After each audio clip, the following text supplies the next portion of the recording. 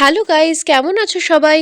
আজকের ভিডিওতে আমরা দেখব দ্য মাস্টারমাইন্ড 2025 মুভি গল্পের প্রথম বড় অংশ, যেখানে এক সাধারণ মানুষ এমন একটি পরিকল্পনায় জড়িয়ে পড়ে যা তার জীবনকে সম্পূর্ণ অন্যরকম পথে ঠেলে দেয়। সিনেমার শুরুতে আমরা 1970 সালের ফ্রেমিংহ্যাম, ম্যাসাচুসেটসের শান্ত শহরে প্রবেশ করি। সকালের রাস্তাগুলো মানুষে ভরে গেছে, দোকানগুলো খোলা, স্কুল বাস চলছে। এই সাধারণ শহরের নিস্তেজ পরিবেশের মধ্যে বাস করছেন জেমস ব্লয়েন মুনি। সকলেই থেকে জেবি নামে চেনে। তিনি দেখতে সাধারণ, কিন্তু তার মনে নানা দ্বন্দ্ব ও হতাশা। তিনি কাঠমিস্ত্রি ছিলেন, কিন্তু দীর্ঘদিন ধরে বেকার। অর্থের অভাব, পরিবারের উপর দায়িত্ব এবং নিজের স্বপ্নের বাস্তবায়নের ব্যর্থতা তাকে এক ভিন্ন বাস্তবতার মধ্যে ঠেলে দিয়েছে। তার স্ত্রী টেরি, দুই ছেলে কার্ল ও টমি এবং তার বাবা মা সবাই তার জীবনের কেন্দ্রবিন্দু। কিন্তু জেবি নিজেকে মূল্যহীন মনে করেন, আর সেই অনুভূতি তাকে বিপজ্জনক সিদ্ধান্তের দিকে ঠেলে দেয়। একদিন সকালে জেবি তার পরিবারকে নিয়ে স্থানীয় আর্ট মিউজিয়ামে যায়। সেখানে তিনি আধুনিক শিল্পকর্মগুলোর দিকে আকৃষ্ট হন, বিশেষ করে আর্থার ডোভের 4টি মূল পেন্টিং। প্রতিটি পেন্টিং তার কাছে যেন জীবনের অন্য এক দিক খুলে দেয়। সে শুধু তার সৌন্দর্য উপভোগ করেনি, বরং তার মধ্যে এক অদ্ভুত আকর্ষণ জন্মায়। কিভাবে এই পেন্টিংগুলো তার নিজের হতে পারে?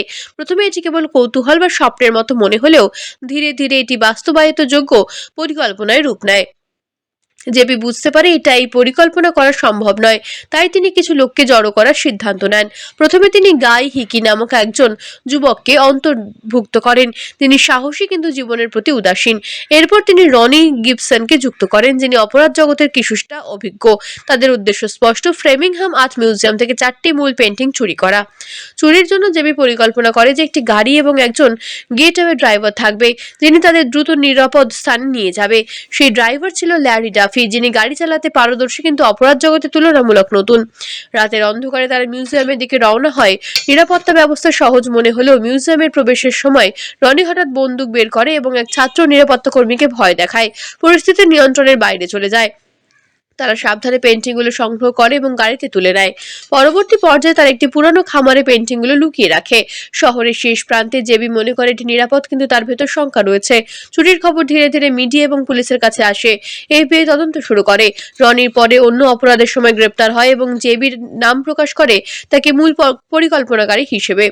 জেবি তখন বুঝতে পারে তার ভুল সিদ্ধান্ত তার পরিবার, সমাজ এবং নিজের জীবনের উপর কি প্রভাব ফেলতে পারে। তিনি তার স্ত্রী টেরিকে দ্রুত শিশুদের সঙ্গে নিরাপদ স্থানে পাঠাতে বলেন।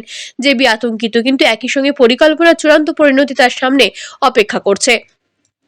এই মুহূর্তে জেবি অনুভব করেন যে তার ছোট ভুল এখন একটি বড় বিপদের অংশে রূপ নিয়েছে। তার পারিবারিক জীবনের নিরাপত্তা, সামাজিক সম্মান এবং নিজের ভবিষ্যৎ সবই ঝুঁকির মধ্যে। তিনি আতঙ্কিত, কিন্তু তার মনে আছে যে এই সিদ্ধান্তের পরিণতি অচিরেই প্রকাশ পাবে। জেবি চেষ্টা করে সবকিছু নিয়ন্ত্রণে রাখতে, কিন্তু তিনি জানেন তার জীবনের এই বিন্দুতে এক ধাপ ভুল হলেই পরিস্থিতি ভীষণ রকম নিয়ন্ত্রণের বাইরে চলে যাবে। মিডিয়া, পুলিশ এবং সাধারণ মানুষ সবাই তার দিকে নজর রাখছে। তার পরিবার নিরাপদ আছে কিনা, এফবিআই কতটা সক্রিয় এবং চুরি করা পেন্টিংগুলো কোথায় যাবে, সব প্রশ্নের উত্তর এখনো অসম্পূর্ণ। তিনি একা, আতঙ্কিত এবং সমস্ত অনিশ্চয়তার মধ্যে। প্রতিটি পদক্ষেপ তার জন্য গুরুত্বপূর্ণ হয়ে উঠেছে। জীবনের ছোট সিদ্ধান্তগুলো এখন তাকে এক বিপজ্জনক পথের মধ্যে ঠেলে দিয়েছে। এটি দ্য মাস্টারমাইন্ড গল্পের প্রথম বড় অংশের চূড়ান্ত দৃশ্য, যেখানে আমরা দেখি এক সাধারণ মানুষ কিভাবে তার ভুল পরিকল্পনার সঙ্গে লিপ্ত হয় এবং তার জীবন এক থ্রিলার চিত্রের মতো নড়বড়ে হয়ে ওঠে। জেবি বুঝতে পারছিল যে তার করা সিদ্ধান্ত এখন একাধিক সমস্যার তৈরি করেছে। পেন্টিং চুরি হওয়ার খবর ছড়িয়ে পড়েছে, আর পুলিশ ও এফবিআই ক্রমশ তার জীবনের উপর চাপ বাড়াচ্ছে। সে অনুভব করেছিল তার প্রতিটি পদক্ষেপ এখন অত্যন্ত ঝুঁকিপূর্ণ। তার স্ত্রী টেরি এবং দুই ছেলে নিরাপদে থাকার চেষ্টা করছিলেও জেবি জানতো যে তাদের প্রতি যে ভয়ের সৃষ্টি হয়েছে তা সহজে কাটিয়ে ওঠা সম্ভব নয়। সে ভাবছিল এই পরিস্থিতি থেকে তার নিজেকে এবং পরিবারকে কিভাবে নিরাপদে বের করা যায়। ফ্রেমিংহামের ছোট শহরে মিডিয়ার চোখে জেবি যেন এক অচেনা রহস্যময় চরিত্র হয়ে উঠেছে। সংবাদপত্রের শিরোনামে উঠে আসছে চুরি আর চোরের নামে সংযোগ। লোকেরা কৌতূহলী চোখে তাকাচ্ছে, কেউ তাকে নায়ক মনে করছে, কেউ দুষ্ট চোর। জেবি জানতো যে এই চাপ তার মাথা ঘুরিয়ে দিচ্ছে, কিন্তু সে সিদ্ধান্ত নিয়েছে তার পরিকল্পনা শেষ না হওয়া পর্যন্ত ছাড়া সম্ভব নয়। রনি গ্রেপ্তার হওয়ার পর জেবির মনে হয়েছিল দলের মধ্যে বিশ্বাসঘাতকতা হয়েছে। তিনি বুঝতে পারছিলেন যে একসাথে কাজ করার সময় প্রত্যেকের নিজের স্বার্থকে ভয়াবহ প্রভাবিত করেছে। গাই হিকি তখনও তার পাশে ছিল, কিন্তু সে জানতো যে পরিস্থিতি আরো জটিল হয়ে উঠছে। সে ভাবছিল এফবিআই যদি ধরা না দেয়, তাহলে স্থানীয় পুলিশ বা সংবাদ মাধ্যমের মাধ্যমে এই ঘটনা প্রকাশ পাবে। জেবি বুঝতে পারছিলেন পেন্টিংগুলোকে শুধু লুকিয়ে রাখা যথেষ্ট নয়, তাকে পরিকল্পনা করতে হবে কোথায় তা বিক্রি বা সংরক্ষণ করা সম্ভব। যে গাইকে নিয়ে শহরের বাইরে একটি নিরাপদ গুদাম খুঁজে বের করে। গুদামটি শহরের তুলনায় আরো নির্জন এবং নজরদারির বাইরে। তারা পেন্টিংগুলো স্থানান্তরিত শুরু করে। যদিও জেবি সতর্ক ছিল, তার মনে অবচেতনে একটা ভয় কাজ করছিল। এত বড় চুরি যদি ধরা পড়ি, কি হবে আমার পরিবার? এই ভয় তাকে আরো ব্যস্ত করে তুলেছিল। রাতের আধারে তারা গুদামে পৌঁছে পেন্টিংগুলো নিরাপদে রাখা হয়। তবে এখানে জেবি অনুভব করছিল যে তার পরিকল্পনা সম্পূর্ণ হলেও এক অজানা ঝুঁকি সবসময় অপেক্ষা করছে। পরবর্তী দিনগুলোতে এফবিআই ক্রমশ তদন্ত বাড়াতে থাকে। তারা জেবি এবং তার দলের গতিবিধি অনুসরণ করতে থাকে। জেবি মনে মনে ভাবছিল তার জন্য একমাত্র উপায় হলো পরিকল্পনাটি যত দ্রুত সম্ভব শেষ করা। সে টেরির সাথে ফোনে যোগাযোগ রাখে, তাকে আশ্বস্ত করার চেষ্টা করে। তবে টেরি বুঝতে পারে যে জেবি এখন মানসিকভাবে চাপের মধ্যে রয়েছে। জেবি তার বন্ধুদের নিয়ে বিকল্প পরিকল্পনা করে। তিনি ভাবছেন কিভাবে পেন্টিংগুলো বিক্রি বা নকল পদ্ধতিতে সুরক্ষিত রাখতে হবে। এখানে একটি জটিল বিষয় হলো পেন্টিংগুলোর মূল্যতা এবং বাজার মূল্য। তিনি জানতেন যে যদি পেন্টিংগুলো কোথাও বিক্রি করার চেষ্টা করেন তাহলে ক্রেতারা অবিলম্বে সন্দেহ করবে। এই কারণে তিনি একটি দম্পতির সাথে যোগাযোগ করেন যারা শিল্প জগতে কিছুটা পরিচিত কিন্তু তদন্তের বাইরে। তাদের সাথে একাধিক বৈঠক অনুষ্ঠিত হয়। জেবি বিশ্লেষণ করে কিভাবে এই অমূল্য পেন্টিংগুলোকে নিরাপদভাবে হ্যান্ডেল করা যায়। গাই এবং রনির মধ্যে এখন অবিশ্বাস তৈরি হয়েছে, বিশেষ করে রনির গ্রেপ্তারের পর। জেবি বুঝতে পারে যে দলের অভ্যন্তরীণ সম্পর্ক এখন তার পরিকল্পনার জন্য বড় হুমকি। এক রাতে জেবি সিদ্ধান্ত নেয় গোপনভাবে পেন্টিংগুলো একটি অংশ শহরের বাইরে একটি বন্ধ গুদামে স্থানান্তর করবে। এটি সম্পূর্ণ নতুন অবস্থানে, যেখানে কাউকে সন্দেহ হওয়ার সুযোগ কম। তিনি এবং গাই একাধিকবার স্থানান্তরের প্রক্রিয়া পরীক্ষা করে দেখেন। এই সময় টেরি তার স্বামীর মানসিক চাপ লক্ষ্য করে। সে চাইছিল তার স্বামী শান্ত থাকুক, কিন্তু জেবি জানতো যে এই ঝুঁকি শেষ না হওয়া পর্যন্ত তার মানসিক অবস্থা আরো চাপের মধ্যে থাকবে। সে তার মনের ভেতরে একটা লড়াই চালাচ্ছিল, পরিবারকে নিরাপদ রাখা এবং অপরাধ পরিকল্পনার সম্পূর্ণতা। এফবিআই ক্রমশ তাদের অনুসন্ধান বাড়ায়। তারা শাখা প্রতিষ্ঠানগুলোতে তদন্ত শুরু করে। জেবি এবং তার দল সতর্ক থাকে, কিন্তু ক্রমশ চাপ বাড়ছে। এই চাপ তার ব্যক্তিগত জীবনেও প্রভাব ফেলতে শুরু করে। কার্ল এবং টমি স্কুলে যেতে গিয়ে হঠাৎ অচেনা লোকেদের দ্বারা চোখে পড়ছে। টেরি আতঙ্কিত হলেও জেবি তাদের শান্ত রাখার চেষ্টা করছে। একদিন জেবি সিদ্ধান্ত নেয় যে পেন্টিংগুলো বিক্রি বা সুরক্ষিত রাখার জন্য একটি ভিন্ন শহরে যোগাযোগ করা প্রয়োজন। তিনি একটি পরিচিত ক্রেতার সঙ্গে গোপন বৈঠক ঠিক করেন।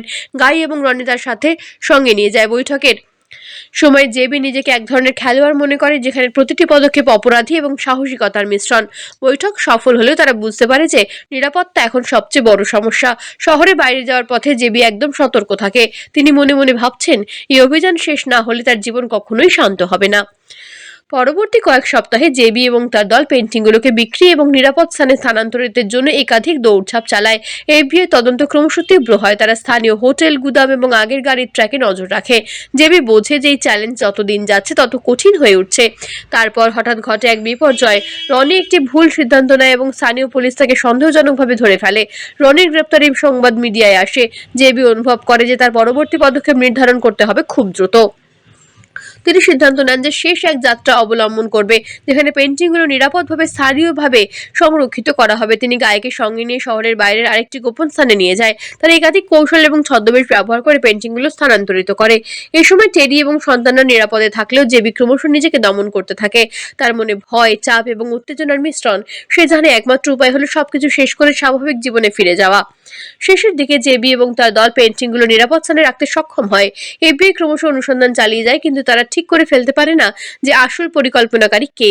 জেবি বোঝে যে তার পরিবার এখন নিরাপদ এবং তার দীর্ঘদিনের চাপ ও উৎকণ্ঠা কিছুটা কমেছে। গল্পের চূড়ান্ত অংশে আমরা দেখি জেবি তার পরিবারকে নিয়ে নতুন জীবন শুরু করার চেষ্টা করছে। সে নিজের ভুল এবং প্রায় অপরাধী কর্মকাণ্ড থেকে শিক্ষা নিয়ে শিখে যে ক্ষমতা, লোভ এবং অভ্যন্তরীণ উদ্দীপনা কখনো কখনো একজন মানুষকে বিপজ্জনক সিদ্ধান্ত নিতে বাধ্য করে। তবে পরিবারের ভালোবাসা এবং সতর্ক পরিকল্পনা তাকে জীবনের অন্ধকার থেকে বের করে আনে। দ্য মাস্টারমাইন্ড মুভি শেষ হয় জেবি এবং তার পরিবারের নতুন সূচনার সঙ্গে, যেখানে তারা ধীরে ধীরে স্বাভাবিক জীবন ফিরে পায়, কিন্তু তার আগে যা ঘটেছে তার স্মৃতি সবসময় তাদের সাথে থাকবে। এই গল্প দেখায় যে এক সাধারণ মানুষ কিভাবে বিপজ্জনক পরিকল্পনার সঙ্গে জড়িয়ে পড়ে, তার জীবনের সীমারেখা ছাড়িয়ে যায় এবং তারপর শিক্ষা নেয় জীবন ও দায়িত্বের প্রকৃত মূল সম্পর্ক।